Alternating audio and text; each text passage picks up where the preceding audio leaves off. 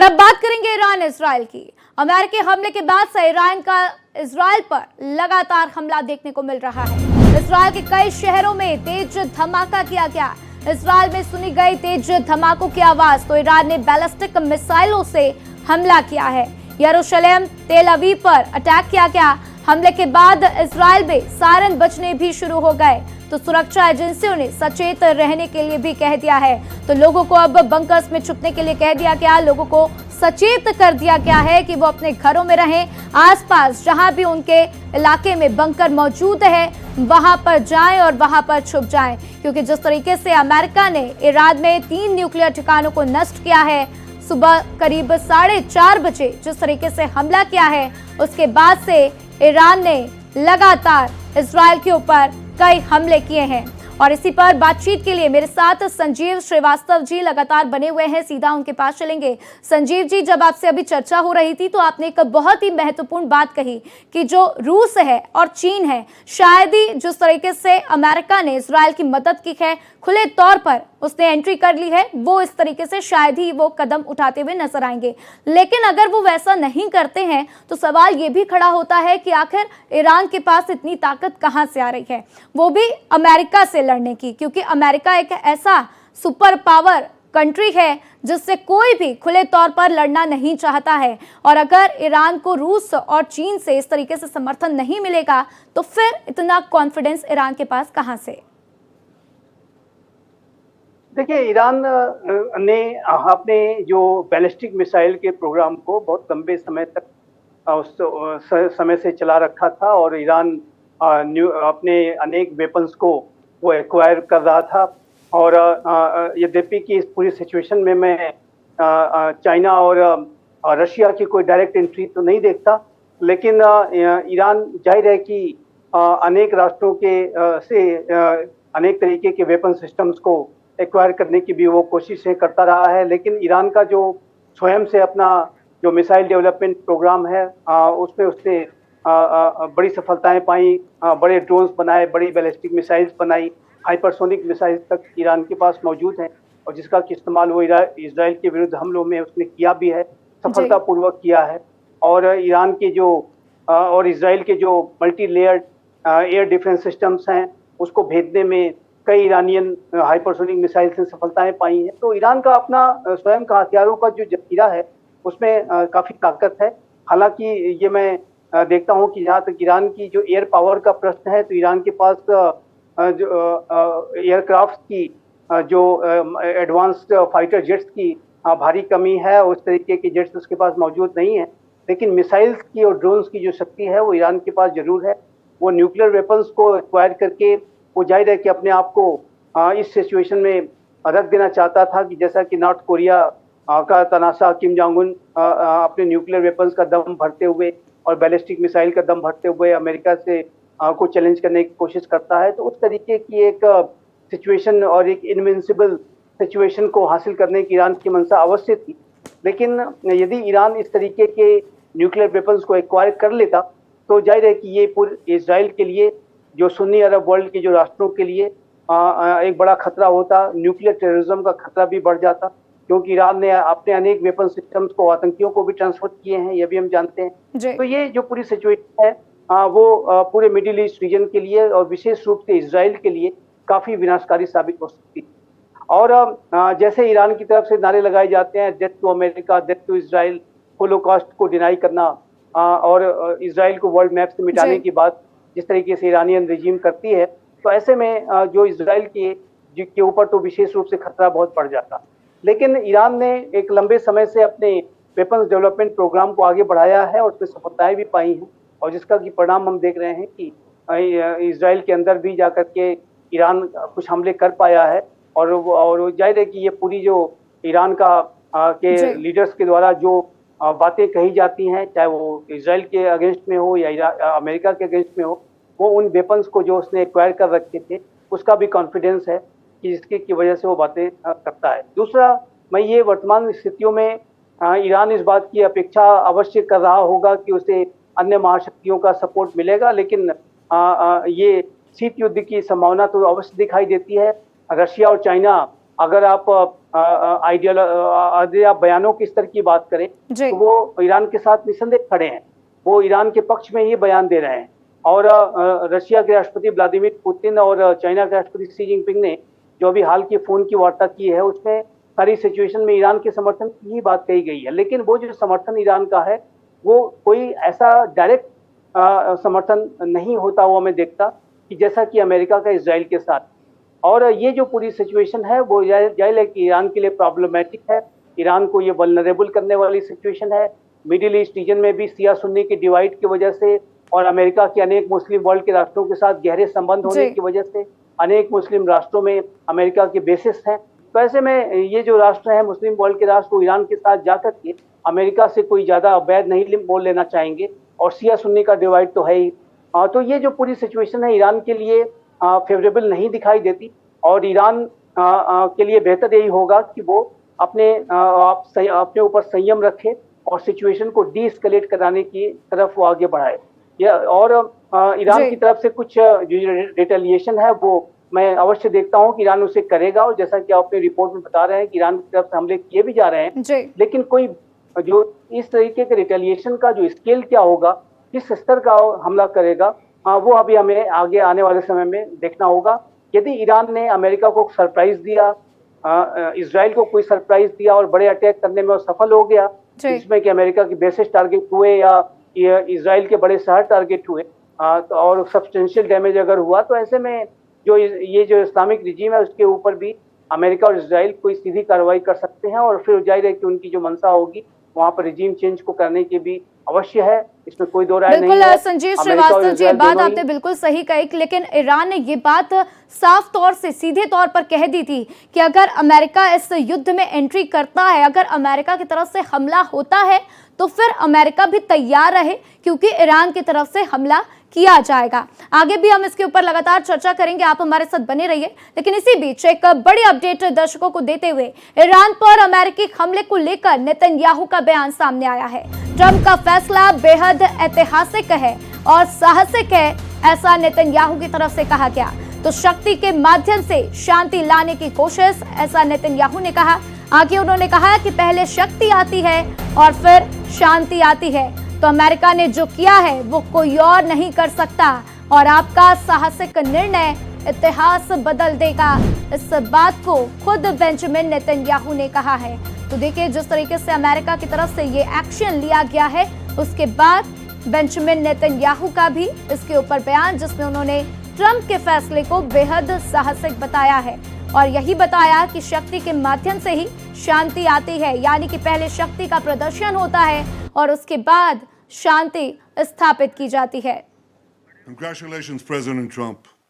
Your bold decision to target Iran's nuclear facilities with the awesome and righteous might of the United States will change history.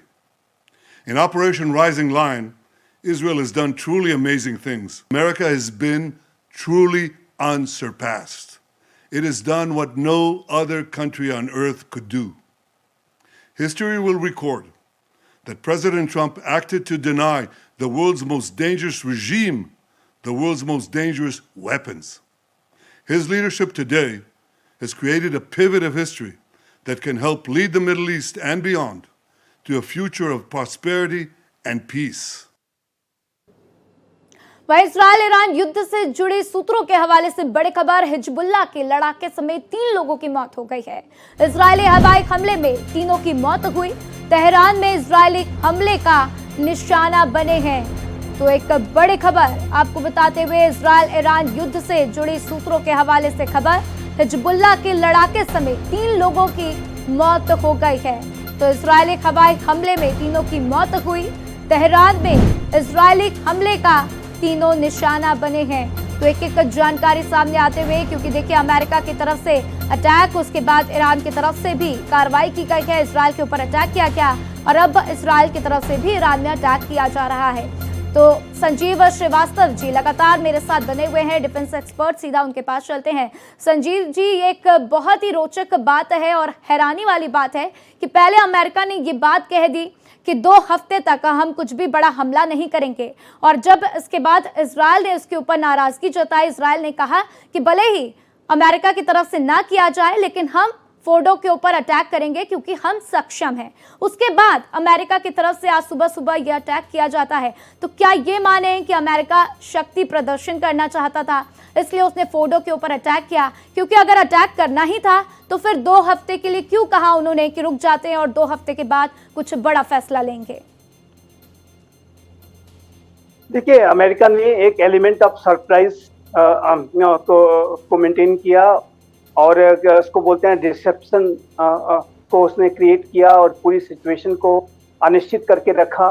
जैसा कि Donald Trump ने से पूछा गया कि आप क्या ईरान के ऊपर कोई हमला करेंगे, तो उन्होंने कहा कि I may do it, I may not do it. और उन्होंने एक एम्बिग्यूटी बनाए रखी। और यही युद्ध के रणनीति का ये एक एसेंशियल पार्ट है कि एक डिसेप्शन के तहत, ताकि एडवर्सरी आपके मूव्स को भांप न पाए, उसको मेंटेन किया जाता है। और ये जो अनेक जो मिलिट्री ऑपरेशंस होते हैं, युद्ध होते हैं, उसमें इस तरीके का एलिमेंट ऑफ सरप्राइज मेंटेन किया जाता है।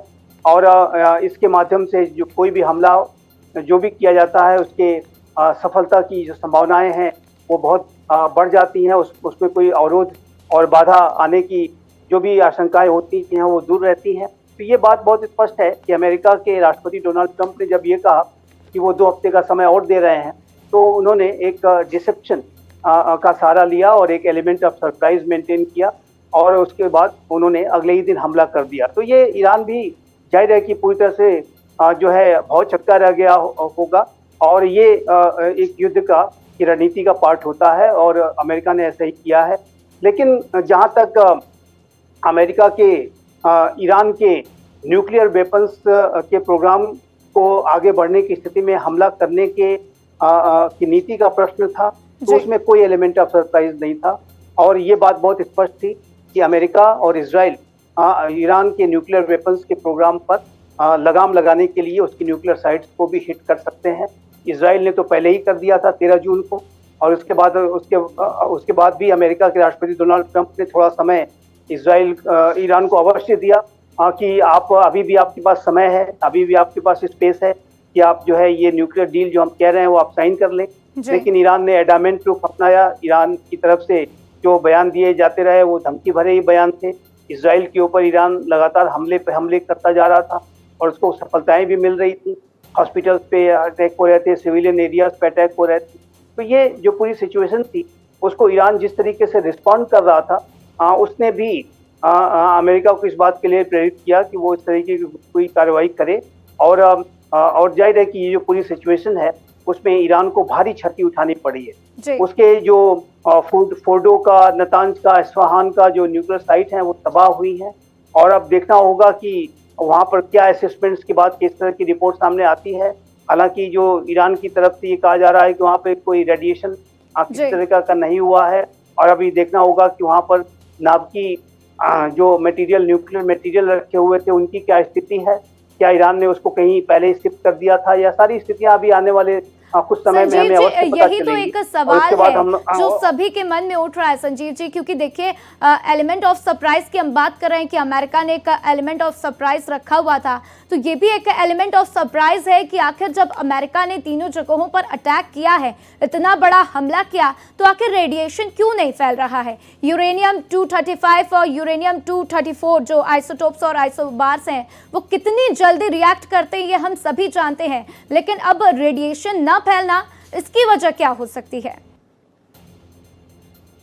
देखिए, ये इस बात की संभावना भी हो सकती है कि ईरान के जो भी न्यूक्लियर मटेरियल है उसको ईरान ने कहीं और सीक्रेट लोकेशन पर उसे शिफ्ट करके रखा हुआ था। इस बात की संभावना हो सकती है। और अब अमेरिका के लिए भी एक नई चुनौती होगी कि वो इस बात को एसेस करे और इस बात को कि इंटेलिजेंस गैदर करे कि अगर ऐसी कोई शिफ्टिंग हुई है तो कहाँ हुई है, किस जगह पे हमें ईरान ने ऐसे न्यूक्लियर मटेरियल छिपा रखे हैं।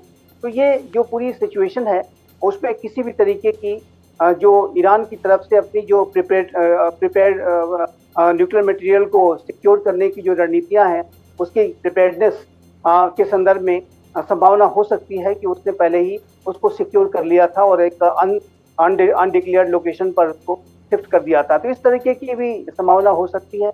और अब आने वाले समय में जैसे जैसे अभी रिपोर्ट सामने आएंगी, उससे ये पता चलेगा कि क्या वहां पर कोई रेडिएशन हुआ है या नहीं हुआ है। अगर नहीं हुआ है तो फिर संभव है कि ईरान ने उन मटेरियल को कहीं और शिफ्ट किया है। और ईरान का जो पूरा यूरेनियम इनरिचमेंट को करने का जो प्रोग्राम है, वो जाहिर है कि वो ये ने भी माना था कि वो ऐसा कर रहा है। 60% ग्रेड तक के उसने यूरेनियम को इनरिच करके रखा हुआ था। आखिर वो जो स्टोरेज है वो कहाँ पे है, किस जगह पे उसने रखा हुआ है, ये सारी चीजें अमेरिका के लिए, इजराइल के लिए चैलेंजिंग होगी। लेकिन मेरा ऐसा मानना है कि दोनों राष्ट्रों की जो इंटेलिजेंस एजेंसीज हैं वो इस तरीके के इंटेलिजेंस गैदर को करने में वो समर्थ है, सक्षम है, और उसको वो फाइंड आउट अवश्य कर लेंगी। लेकिन ये जो हमला जिस तरीके से अमेरिका ने और इजराइल ने ईरानियन न्यूक्लियर इंस्टॉलेशंस पर किया है, उसकी डीप अंडरग्राउंड फैसिलिटीज को अमेरिका ने तबाह कर दिया है। तो ऐसे में जो ईरान का जो न्यूक्लियर वेपन्स को डेवलप करने का जो प्रोग्राम है वो कई वर्षों पीछे चला गया है। और वो जाहिर है कि ईरान को उसने क्रिपल कर दिया है, उसको डिवास्टेटिंग ब्लो दिया है। और अब जाहिर है कि ईरान के लिए आने वाले समय में भी और भी अधिक चुनौतियां होंगी। और मैं स्पष्ट रूप से कहना चाहता हूं कि यदि इसके बावजूद भी ईरान के ने कहीं इसको अगर सीक्रेट लोकेशन पर भी रखा है और किसी तरीके से न्यूक्लियर मटेरियल को लेकर के ईरान कोई खतरे पैदा करेगा, तो फिर अमेरिका और इजराइल और भी बड़ी कार्रवाइयां कर सकते हैं, और भी बड़े हमले कर सकते हैं। अंत में आपके सवाल के जवाब में इस बात को मैं अवश्य कहना चाहूंगा कि जो ईरान की जो इस्लामिक रिजीम है वो अल्टीमेटली अमेरिका का और इजराइल का टारगेट है कि उसको उसे बदलना है। और जैसा कि आपने देखा कि अमेरिका अपनी रिजीम चेंज के लिए उससे कई युद्ध लड़े। हालांकि जो सद्दाम हुसैन को जब उसने अमेरिका ने उखाड़ फेंका उसके शासन को, तो उस समय वहां पे कोई न्यूक्लियर जो है प्रोग्राम नहीं पाया गया, और एक झूठे आधार पे अमेरिका ने वो कार्रवाई कर दी थी। लेकिन ईरानियन जहां तक न्यूक्लियर प्रोग्राम का प्रश्न है तो वो तो निसंदेह था, और वो प्रामाणिक रूप से स्पष्ट था कि ईरान न्यूक्लियर वेपन्स को बनाने की तरफ वो कदम बढ़ा रहा था। आईएईए ने भी इस बात की पुष्टि की कि वो यूरेनियम इनरिचमेंट को लगातार बढ़ा रहा है। तो ये जो पूरी जो सिचुएशन है वो मेरा ऐसा मानना है कि आने वाले समय में अब असेसमेंट्स और जैसे जैसे होंगे और भी स्थितियां क्लियर होंगी कि ईरान के न्यूक्लियर मटेरियल की क्या स्थिति है, उसने कहीं अन्य फैसिलिटी कोई सीक्रेट लोकेशन पे से नहीं कर दिया था। ये आने वाले समय में हम एसेस कर पाने में सफल होंगे। अभी मैं इसके लिए थोड़ा इंतजार करना होगा।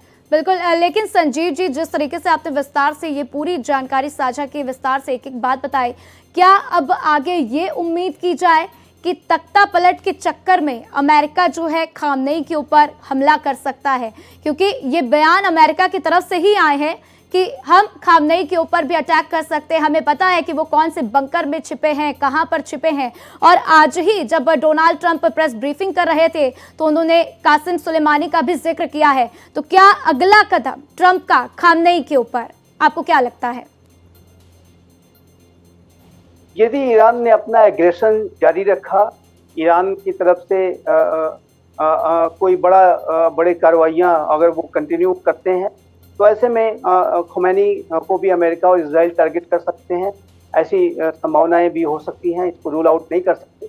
और जैसा कि डोनाल्ड ट्रंप ने अपने बयान में कहा कि जिस तरीके से ईरान की तरफ से death to America, death to Israel के नारे लगाए जाते हैं, और कासिम सुलेमानी ने जिस तरीके से ईरान की जो कुछ फोर्सेस के कमांडर थे उनके लीडरशिप में ईरान के ऊपर अमेरिका ने अनेक तरीके के आतंकवादी घटनाओं को करने के आरोप लगाए, जिसमें अमेरिका को भी अपने अनेक जो है सैनिकों को की शहादत उठानी पड़ी।